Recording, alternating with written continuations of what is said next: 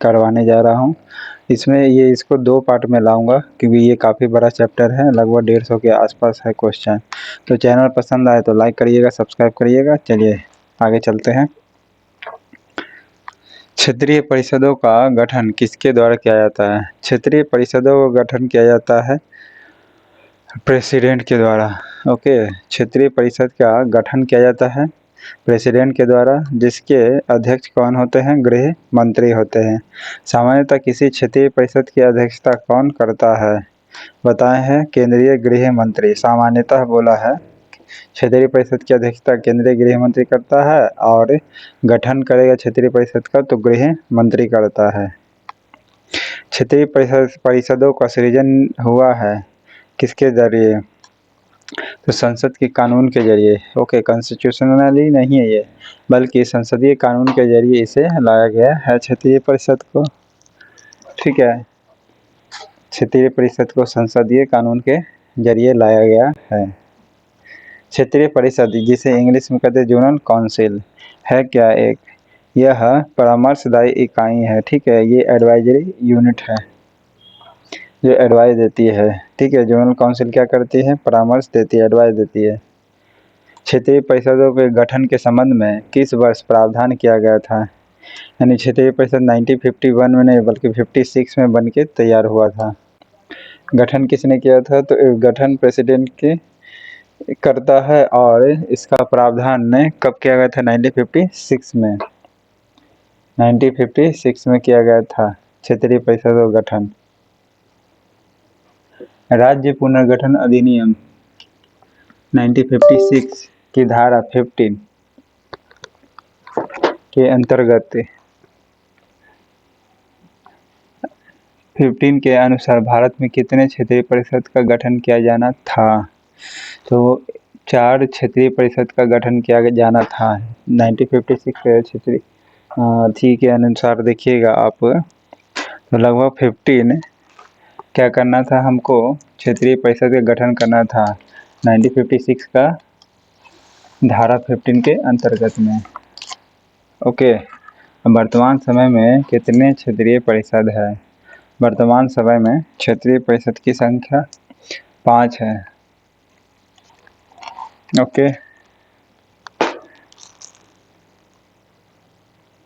वर्तमान समय में कितने क्षेत्रीय परिषद है? तो 5 है और उस समय 4 गठित किया जाना था 1956 का 15 धारा के अंतर्गत में, जिसके हेड गृह मंत्री।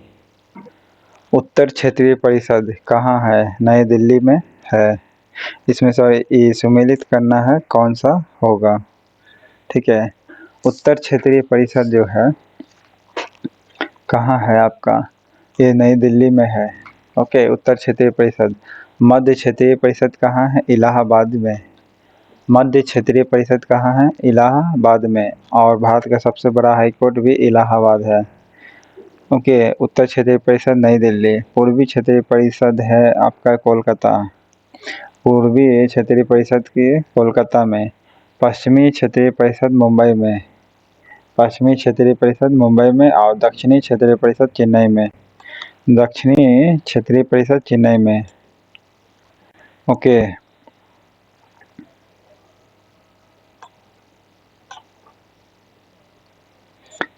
अंतर्राज्यीय परिषद का गठन संविधान के किस अनुच्छेद में है? देखिए, क्षेत्रीय परिषद का ये संसदीय कानून के जरिए लाया गया था, लेकिन इंटर स्टेट काउंसिल जो लाया गया था ना, कॉन्स्टिट्यूशनली ये लाया गया है और ये आया है आर्टिकल 263 के जरिए।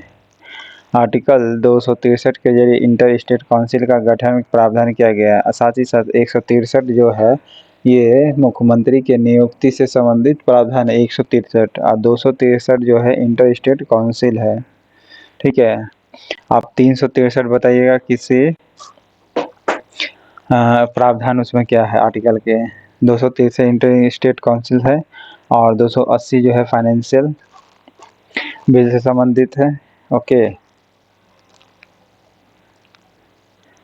और ये इंटर स्टेट काउंसिल संवैधानिक संस्था, याद रखिएगा। क्षेत्रीय परिषद भले नहीं है। अंतर्राज्यीय परिषद का निर्माण होता है कैसे? अंतर्राज्यीय परिषद का निर्माण कॉन्स्टिट्यूशनली प्रावधान द्वारा होता है, ठीक है, कॉन्स्टिट्यूशनल बेंच के द्वारा, संवैधानिक प्रावधान के द्वारा अंतर्राज्यीय परिषद का गठन होता है, निर्माण होता है। निम्नलिखित में से किस आयोग या समिति ने अंतर्राज्यीय परिषद के गठन की सिफारिश की थी? तो अंतर्राज्यीय परिषद ये बोल रहा है ना, तो इसकी सिफारिश किसने की थी? सरकारिया कमीशन ने। ओके, किसने किया था? सरकारिया कमीशन ने गठन किया था, मैंने गठन की सिफारिश की थी। ओके, फजल अली का आयोग जो है ये स्टेट डिवीजन जो हुआ था ना, उसके समय में ये गठन किया गया था। सरकारिया कमीशन बनी थी इंटर स्टेट काउंसिल के समय की सिफारिश के समय, ठीक है। स्वर्ण सिंह 1976 42वां संविधान संशोधन के अध्यक्षता में मिनी कॉन्स्टिट्यूशन लाया गया। अब राजमन्ना आयोग बताइएगा ये किस चीज़ से संबंधित है? सरकारिया कमीशन द्वारा प्रस्तुत संतुष्टि की गई कि अंतर्राज्यीय परिषद का गठन संविधान के किस धारा के अंतर्गत किया गया है? तो किसके अंतर्गत में किया गया है? आर्टिकल 263। ओके, आर्टिकल 263 जो है सरकारिया कमीशन द्वारा संतुष्टि की गई कि अंतर्राज्यीय परिषद का गठन, इंटर स्टेट काउंसिल का जो गठन है वो आर्टिकल 263 के अंतर्गत में की गई है। और 352 जो है आपका आपातकाल से संबंधित है, जब क्षेत्रीय बाह्य आक्रमण या फिर अंदरूनी ही हो लेकिन गोली बारूद से संबंधित अगर कोई उठा लेता है तब इमरजेंसी लाई जाती है, ठीक है। अंतर्राज्यीय परिषद की स्थापना कब हुई है? अंतर्राज्यीय परिषद की स्थापना हुई है 28 मई 1990 को। ओके, इंटर स्टेट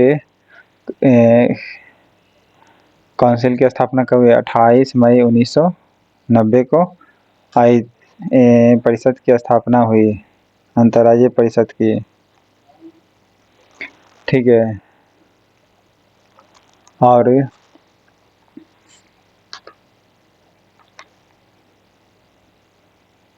अंतर्राज्यीय परिषद की स्थापना 28 मई 1990 को।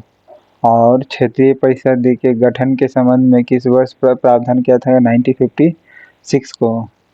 ओके, जबकि अंतर्राज्यीय परिषद की स्थापना की गई 28 मई 1990, 28 मई 1990।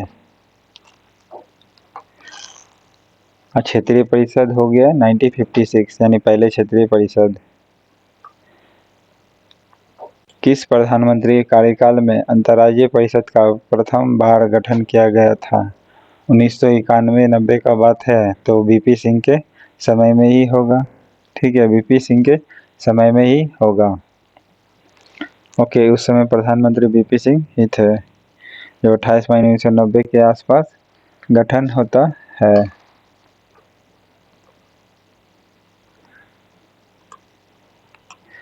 अंतर्राज्यीय परिषद की 7वीं बैठक में महत्वपूर्ण निर्णय लिया गया था। क्या लिया गया था भाई?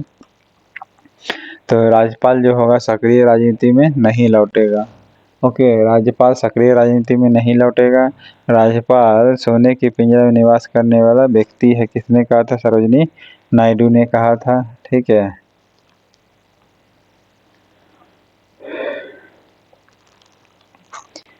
अंतर्राज्यीय परिषद की 7वीं बैठक में, याद रखिएगा 7वीं बैठक बोला है, और राज्यपाल भी स के तरह लिखाता है, ठीक है। 7वीं बैठक में नहीं कहा था कि राज्यपाल सक्रिय राजनीति में नहीं लौटेंगे। अंतर्राज्यीय परिषद की नियुक्ति कौन करती है? प्रेसिडेंट करती है। अंतर्राज्यीय परिषद का गठन की नियुक्ति, परिषद की नियुक्ति कौन करता है? प्रेसिडेंट करता है, ठीक है। क्षेत्रीय परिषद का भी कौन करता है? प्रेसिडेंट ही करेगा। क्षेत्रीय परिषद हो या अंतर्राज्यीय इंटर स्टेट काउंसिल हो या जोनल काउंसिल, दोनों को ही प्रेसिडेंट करता है, ठीक है। वर्तमान में जोन 5 है, ठीक है।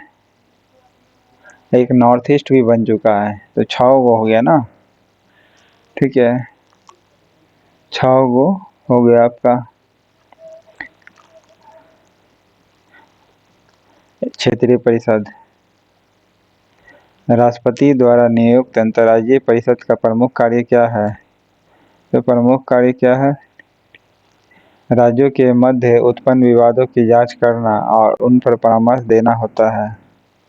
राष्ट्रपति द्वारा नियुक्त अंतर्राज्यीय परिषद का प्रमुख कार्य क्या है? राज्यों के मध्य जो विवाद होते हैं उसकी जांच करना और उन पर परामर्श देना होता है। जी हाँ, बिल्कुल।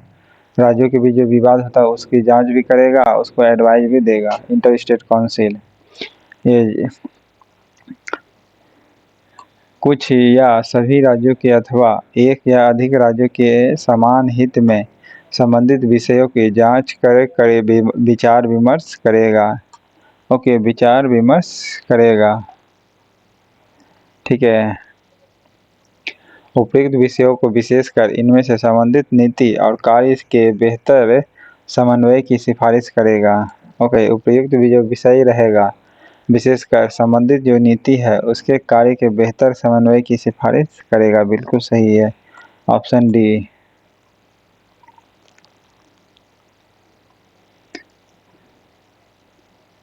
किसे सुपर कैबिनेट की संज्ञा दी गई है? सुपर कैबिनेट की संज्ञा दी गई है योजना आयोग को। ठीक है, योजना आयोग को सुपर कैबिनेट ये अब हो गया है नीति आयोग। ठीक है, इसी का नाम बदल दिया गया है योजना आयोग से नीति आयोग। तो सुपर कैबिनेट योजना आयोग। योजना आयोग है क्या? ये परामर्शदायी संस्था है, एडवाइजरी कमेटी इंस्टीट्यूशन है। ठीक है, क्या करती है? एडवाइस देती है। योजना आयोग क्या है? एडवाइजरी इंस्टीट्यूशन है। ठीक है, ऐसे इंटर स्टेट काउंसिल भी एडवाइस देती है, जहाँ विचार विमर्श करके ये सब वगैरह करके। योजना आयोग का स्वरूप क्या है? योजना आयोग का स्वरूप है परामर्शदात्री संस्था के रूप में। योजना आयोग एक क्या है? एक असंवैधानिक निकाय है। ओके, असंवैधानिक, ना कि तटस्थ निकाय। संवैधानिक तो है ही नहीं ये, तो असंवैधानिक निकाय है जो संसदीय कानून द्वारा पारित किया गया है।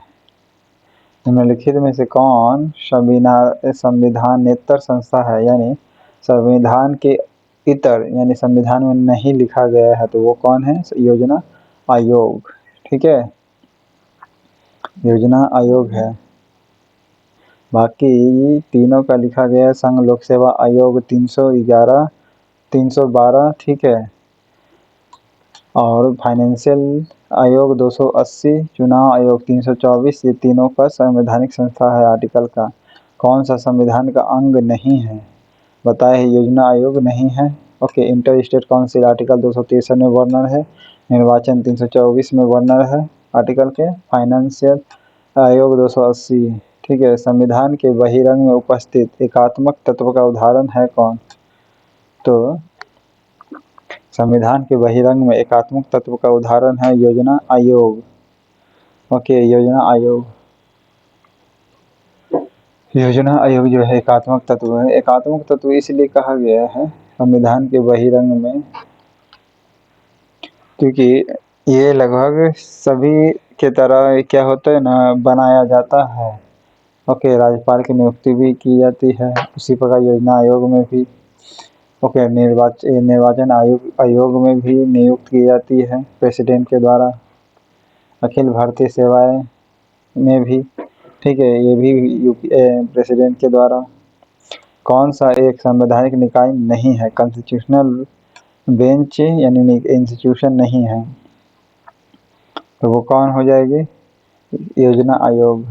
ठीक है, इनमें से कौन सा है एक संवैधानिक निकाय नहीं है? तो योजना आयोग नहीं है। ठीक है, कॉन्स्टिट्यूशनल निकाय नहीं है ये। बाकी संघ लोक सेवा आयोग, वित्त आयोग और राज्य लोक सेवा आयोग है। निम्नलिखित में से कौन संविधानेतर अविधि बाह्य निकाय है? मतलब संविधान में नहीं लिखा गया, बाहर से लाया गया है। ठीक है, तो योजना आयोग है। आर्टिकल 263 में इंटर स्टेट काउंसिल के बारे में दिया गया है। ठीक है, योजना आयोग के सर्वाधिक से प्रभावित हुआ है सर योजना आयोग का सर्वाधिक प्रभावित जो हुआ है वो क्या हुआ है? वित्त आयोग। ठीक है, वित्त आयोग ज़्यादा प्रभावित हुआ है योजना आयोग से। ठीक है, जिसकी व्याख्या 280 में किया गया है। योजना आयोग ने संघवाद को निरस्त कर दिया। यह विचार किसका है? किसका है? तो अशोक चंदा का है। अशोक चंदा ने क्या कहा था? योजना आयोग ने जो संघवाद जो है उसको क्या कर दिया? निरस्त कर दिया, जिसमें कहा गया कि संघ का ही चलेगा। ठीक है, संघवाद का मतलब होता है ओके, इस विचार को ही खत्म कर दिया। तो किसने? अशोक चंदा ने कहा था। ओके, अशोक मेहता ने, अशोक चंदा। योजना आयोग की स्थापना किस वर्ष की गई थी? 1952 में की गई थी योजना आयोग की स्थापना, या 1950 में? 1950 में की गई थी। ठीक है, योजना आयोग की स्थापना। योजना आयोग की स्थापना कब हुई? अभी नीति आयोग है, तो आप बताइए नीति आयोग कब बनी थी? 14 में कि 15 में? ये हिंट्स मैं दे रहा हूँ। योजना आयोग की स्थापना कब हुई थी? योजना आयोग की स्थापना हुई थी 1950 को। ठीक है, इसमें थोड़ा मिटरा हुआ है।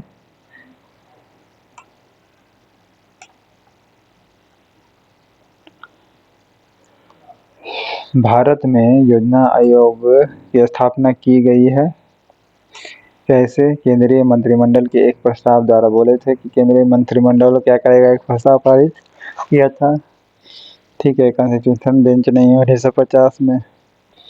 1950 में योजना आयोग के गठन निम्नलिखित में से किसके संकल्प द्वारा किया गया था? तो संसद के संकल्प द्वारा किया गया था। ठीक है, या फिर संघीय मंत्रिमंडल के द्वारा? संघीय मंत्रिमंडल के द्वारा किया गया था। ठीक है, संघीय मंत्रिमंडल ने क्या किया? संकल्प पारित किया। ओके, संसद से अच्छा संघीय मंत्रिमंडल ना लाएगा। ठीक है, संसद में तो विपक्ष पक्ष दोनों हो जाता है। ठीक है, तो संघीय मंत्रिमंडल कहिएगा आप। संघीय मंत्रिमंडल नहीं आता तब सांसद कहिएगा। ठीक है, योजना आयोग के किस क्षेत्र में कार्य करता है? फाइनेंस की दृष्टि में तो करता है, यानी भारतीय अर्थव्यवस्था में करता है। ठीक है, योजना आयोग किस क्षेत्र में कार्य करता है? भारतीय अर्थव्यवस्था में। भारत में पंचवर्षीय योजना बनाने की जिम्मेदारी किसकी है? किसकी है? योजना आयोग की है पंचवर्षीय योजना बनाने की जिम्मेदारी। ओके, भारत में पंचवर्षीय योजना बनाने की जिम्मेदारी किसकी है? योजना आयोग की है। ठीक है, योजना आयोग का प्रमुख कार्य क्या है? प्रमुख कार्य है उसका योजना की तैयारी करना। ठीक है, योजना की तैयारी करना है। योजना आयोग के अध्यक्ष होता कौन है? तो प्रधानमंत्री होता है योजना आयोग के अध्यक्ष। योजना आयोग के पदेन सभापति कौन है? उसी प्रकार नीति आयोग के भी हेड प्रधानमंत्री ही होता है। ठीक है, योजना आयोग के पदेन सभापति कौन होता है? तो प्रधानमंत्री होता है। ठीक है, योजना आयोग के पदेन सभापति प्रधानमंत्री। भारत के योजना आयोग के संबंध में कौन सा कथन सही है? योजना आयोग का संविधान का उल्लेख नहीं है, बिल्कुल नहीं है। ठीक है, इसका 1950 में गठन किया गया था, बिल्कुल हाँ। इसका उपाध्यक्ष और सदस्यों की कोई निश्चित कार्यकाल नहीं है, बिल्कुल नहीं है, और योग्यता भी नहीं, याद रखिएगा। ना तो कार्यकाल निश्चित है और ना ही योग्यता निश्चित है योजना आयोग के सदस्य बनने के लिए। ठीक, जैसे प्रधानमंत्री बनने के लिए कोई योग्यता नहीं ना है कि पढ़ल हो या अनपढ़। निम्नलिखित में से कथन सही नहीं है। कौन सा कथन जो है ये सही नहीं है? भारत में नियोजन के लिए सर्वोच्च निर्वाचन संस्था योजना आयोग है। ठीक है, नियोजन के लिए यानी प्लानिंग कौन करता है? तो योजना आयोग ही करता है। इसलिए बोल दिया गया है कि ये 39 का जो है ये कथन सही नहीं है, गलत है। ठीक है, सर्वोच्च संस्था नहीं है योजना आयोग नियोजन के लिए। नियोजन नहीं करता है, ये प्लानिंग करता है भारत में। ठीक है, नियोजन से संबंधित, जैसे जॉब वॉब देना। योजना आयोग का अध्यक्ष प्रधानमंत्री होता है, ठीक है। योजना आयोग का सचिव राष्ट्रीय विकास परिषद का भी सचिव होता है, बिल्कुल हाँ। योजना आयोग का जो सचिव होगा राष्ट्रीय विकास परिषद जो होगा, ठीक है, नेशनल डेवलपमेंट काउंसिल, ठीक है, उसका भी सचिव होता है। ओके। योजना आयोग का सचिव राष्ट्रीय विकास परिषद का भी सचिव होता है। भारत का प्रधानमंत्री राष्ट्रीय विकास परिषद की अध्यक्षता करता है, बिल्कुल हाँ। ओके, बिल्कुल करती है। राष्ट्रीय विकास परिषद की अध्यक्षता प्रधानमंत्री, योजना आयोग की भी प्रधानमंत्री अध्यक्षता करता है, ठीक है। योजना आयोग के उपाध्यक्ष को भारत सरकार के सरकारी वरीयता क्रम में महत्व का दर्जा दिया गया है। महत्व का दर्जा दिया गया है, भारत सरकार के कैबिनेट मंत्री के समान। फिर से सुनिए, योजना आयोग के उपाध्यक्ष को भारत सरकार के सरकारी वरीयता के क्रम में महत्व दर्जा दे, कैबिनेट मंत्री के ही समान माना गया है उपाध्यक्ष को, ठीक है, यानी नीति आयोग को भी कह सकते हैं इसके अंतर्गत में। योजना आयोग के प्रथम उपाध्यक्ष कौन थे? योजना आयोग के प्रथम उपाध्यक्ष गुलजारी लाल नंदा था, ठीक है। योजना आयोग के प्रथम उपाध्यक्ष कौन था? गुलजारी लाल नंदा।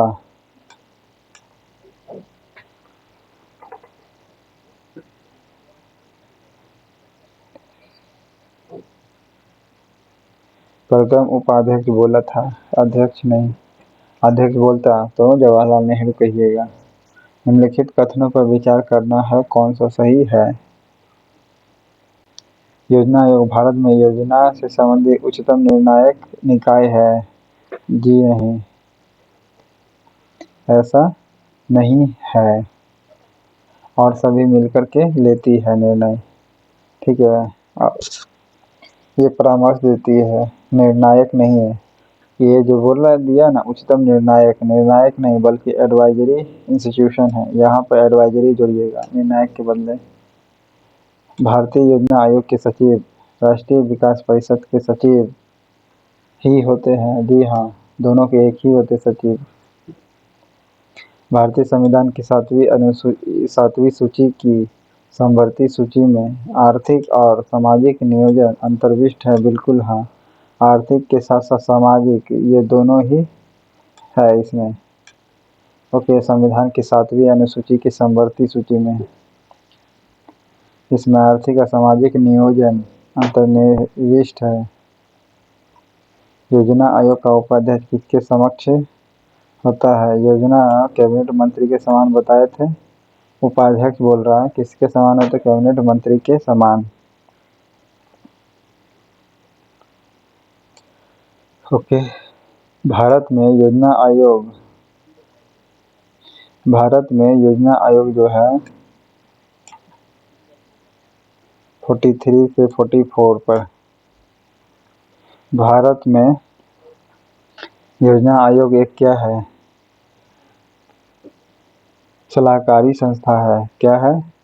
सलाहकारी संस्था है। निम्नलिखित में से कौन सर्वोच्च मंत्रिपरिषद के नाम से जाना जाता है? सर्वोच्च मंत्रिपरिषद के नाम से राष्ट्रीय विकास परिषद जाना जाता है। सर्वोच्च मंत्रिपरिषद के नाम से राष्ट्रीय विकास परिषद जाना जाता है, और राष्ट्रीय विकास परिषद में जो सचिव होगा वही सचिव योजना आयोग के भी सचिव होते हैं, ठीक है।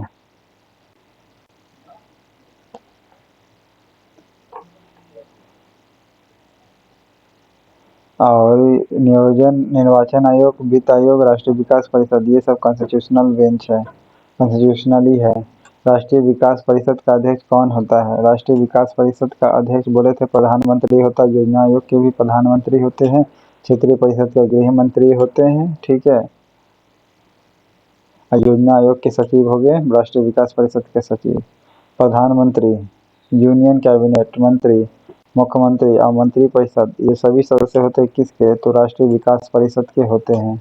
प्रधानमंत्री के साथ साथ यूनियन कैबिनेट, ठीक है, केंद्र शासित के साथ साथ मुख्यमंत्री और मंत्री परिषद भी होता है।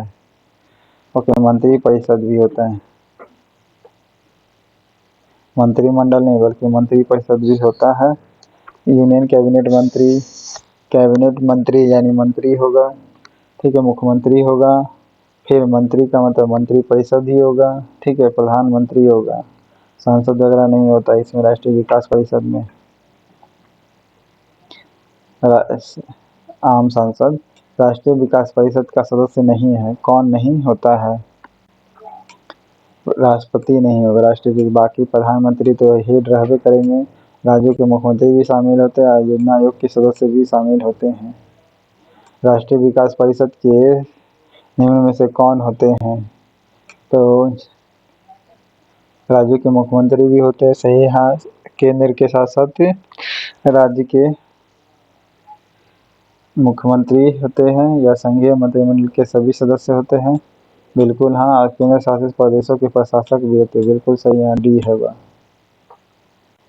ये पंचवर्षीय योजना का अंतिम अनुमोदन देता है कहाँ? राष्ट्रीय विकास परिषद, ठीक है। पंचवर्षीय जो योजना होता है इसका अनुमोदन कौन देता है? लास्ट में, ठीक है, अंतिम अनुमोदन देता है राष्ट्रीय विकास परिषद, ठीक है। राष्ट्रीय विकास परिषद अनुमोदन देता है अंतिम रूप से, ओके।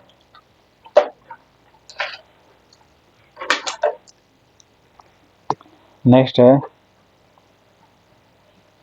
पंचवर्षीय योजनाओं के मसौदे को अंतिम रूप से कौन स्वीकृति प्रदान करता है? पंचवर्षीय योजना को अंतिम रूप से स्वीकृति राष्ट्रीय विकास परिषद ही करेगा। पंचवर्षीय मसौदे को अंतिम रूप से स्वीकृति देगा कौन? राष्ट्रीय विकास परिषद, ओके। फाइनेंस कमीशन की नियुक्ति कौन करती है? राष्ट्रपति करती है, ओके। राष्ट्रीय फाइनेंस कमीशन ज़्यादा प्रभावित हुई है योजना आयोग से, ठीक है। राष्ट्रीय विकास परिषद का मुख्य संबंध किससे होता है? पंचवर्षीय योजना के अनुमोदन से होता है। राष्ट्रीय विकास परिषद का मुख्य संबंध किससे होता है? जो पंचवर्षीय योजना है उसको अनुमोदन से होता है। भारत के पंचवर्षीय योजना के अंतिम रूप से अनुमोदित की जाती है किसके द्वारा? राष्ट्रीय विकास परिषद के द्वारा की जाती है। राष्ट्रीय विकास परिषद अंतिम रूप से अनुमोदित, यानी लास्ट में यही करेगा, उसके बाद पास कर माना जाएगा। नीचे दिए गए कथन को वक्तव्य करना है, कौन सही है? तो कौन सा सही होगा ये बताना है। राष्ट्रीय विकास परिषद का गठन योजना आयोग द्वारा निर्मित योजना का पर्यवेक्षण और समन्वय करने के लिए किया जाता है। ऐसा तो नहीं है, ठीक है। नीचे दिए राष्ट्रीय विकास परिषद का गठन जो है, फिर से सुनिएगा। राष्ट्रीय विकास परिषद का गठन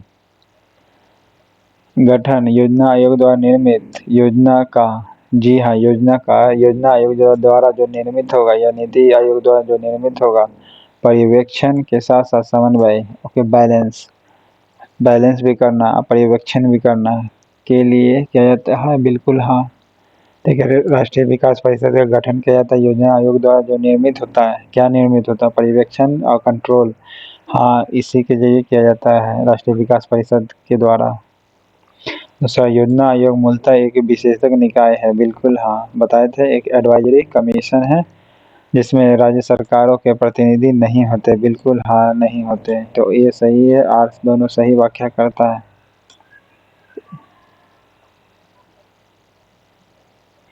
भारत के राज्यों के बीच सहयोग और समन्वय प्राप्त करने के लिए निम्नलिखित संस्थाओं में से कौन सी संविधान के और लीगल इंस्टीट्यूशन है? तो लीगल इंस्टीट्यूशन है आपका कौन? केवल इंटर स्टेट काउंसिल है, इंटर स्टेट काउंसिल। बाकी 55 का बोला ना, 55 का डी, इंटर स्टेट काउंसिल। राष्ट्रीय विकास परिषद भी तो है, कॉन्स्टिट्यूशनली बेंच्ड है, ठीक है।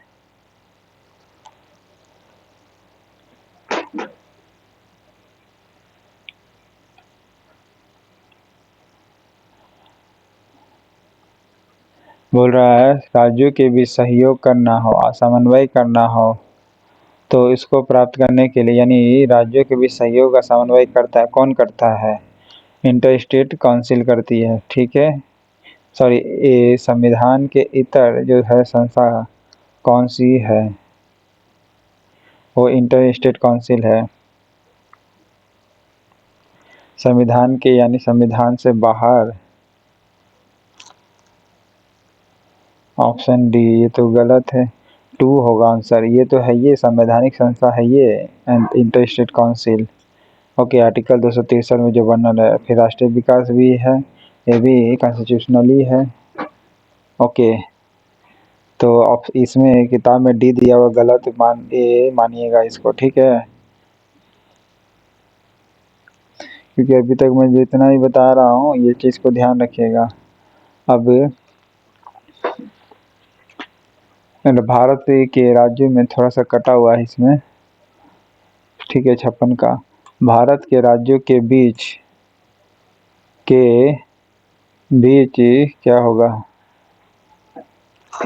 सही होगा। समन्वय कौन करता है? संविधान के बाहर कौन है? राज्यपाल सम्मेलन होगा, ठीक है, अलग। टू हो सकता है, ठीक है। भारतीय राजनीति के संदर्भ में कौन सा कथन सही है, ये बताना है। 56वां नंबर क्वेश्चन है। भारतीय लिखा हुआ है, ये मिटा हुआ है। राजनीति के संदर्भ में कौन सा कथन सही है? सही है, ये बताना है। तो राष्ट्रपति संसद के दोनों सदनों के सत्राधीन ना होने पर ही अध्यादेश जारी कर सकता है। बिल्कुल सही है। अगर सत्र नहीं चल रहा है तभी अध्यादेश जारी करेगी, आर्टिकल 1, 2, 3 के यूज करके। राष्ट्रीय विकास परिषद के सदस्य कौन नहीं होते हैं? राज्यों के राज्यपाल नहीं होंगे, ठीक है। बाकी राज्यों के मुख्यमंत्री होते हैं, हाँ। केंद्र शासित प्रदेश के प्रशासक होते हैं, बिल्कुल हाँ, केंद्र शासित प्रदेश के प्रशासक होंगे। और संघीय मंत्रिमंडल के समस्त सदस्य होंगे, मंत्रिमंडल वाला वो भी होगा, ठीक है। नेक्स्ट, राष्ट्रीय विकास परिषद का उद्देश्य क्या है? राष्ट्रीय विकास परिषद का उद्देश्य है पंचवर्षीय योजनाओं का निर्धारण करना और उन्हें सुनिश्चित करना होता है, ठीक है। राष्ट्रीय विकास परिषद का उद्देश्य क्या है? पंचवर्षीय योजनाओं का निर्धारण करना होता है और उन्हें सुनिश्चित करना होता है। फाइनेंस कमीशन क्या है? फाइनेंस कमीशन जो है पंचवर्षीय इंस्टीट्यूशन है, ठीक है। फाइनेंस कमीशन क्या है? पंचवर्षीय निकाय है, ओके। जो कौन नियुक्त करता है? प्रेसिडेंट करेगा। संविधान के अनुच्छेद 280 में वर्णित वित्त आयोग का निर्माण करता कौन है? भारत के राष्ट्रपति है, ठीक है, भारत के राष्ट्रपति होगा। योजना आयोग, विकास परिषद, दोनों के हेड प्रधानमंत्री होते हैं, ओके। फाइनेंस कमीशन के हेड कौन होते हैं? बताए हैं। फाइनेंस कमीशन के जो हेड होंगे ये कोई व्यक्ति होता है, ओके। अभी राष्ट्रपति बोल रहा है। अध्यक्ष कौन होते हैं? फाइनेंस कमीशन के हेड होते हैं राष्ट्रपति, ठीक है। फाइनेंस कमीशन के हेड कौन? राष्ट्रपति होते हैं, यही नियुक्त करते हैं किसी व्यक्ति को। फाइनेंस कमीशन का गठन कितनी अवधि के लिए होता है? 6 वर्ष के लिए होता है, ठीक है। लेकिन इसमें 5 वर्ष के लिए।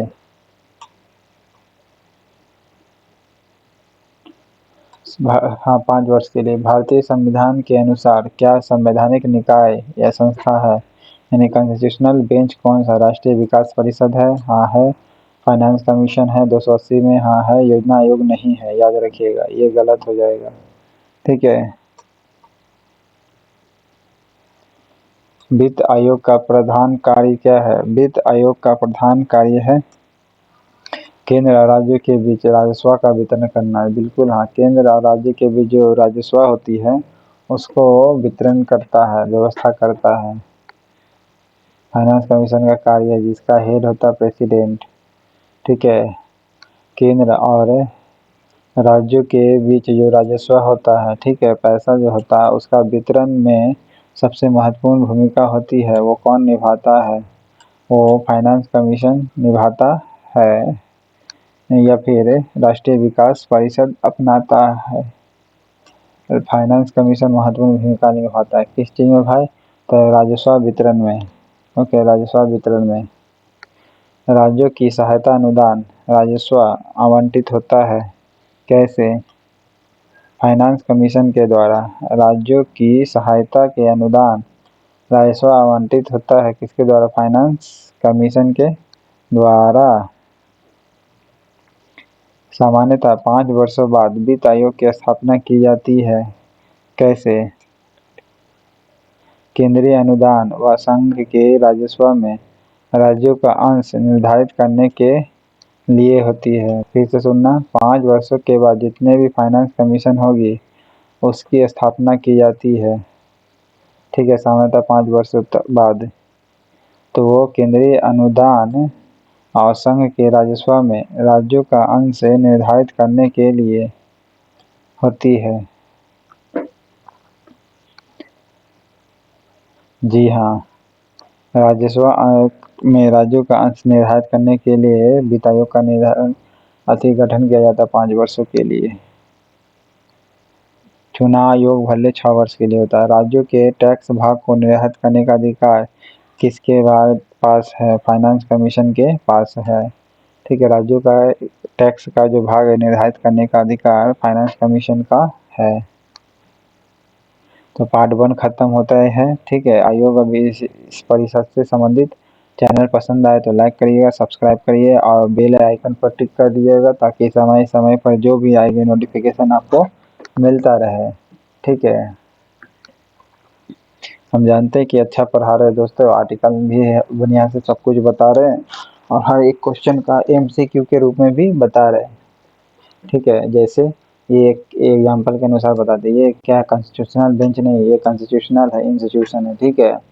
और ये संविधान में संघीय मंत्रिमंडल का वर्णन है, बिल्कुल हाँ है, ठीक है। फाइनेंस मंत्री का भी वर्णन है, लेकिन फाइनेंस कमीशन का भी वर्णन है जो कैबिनेट मंत्री के रूप में है, फाइनेंस मंत्री, ठीक है।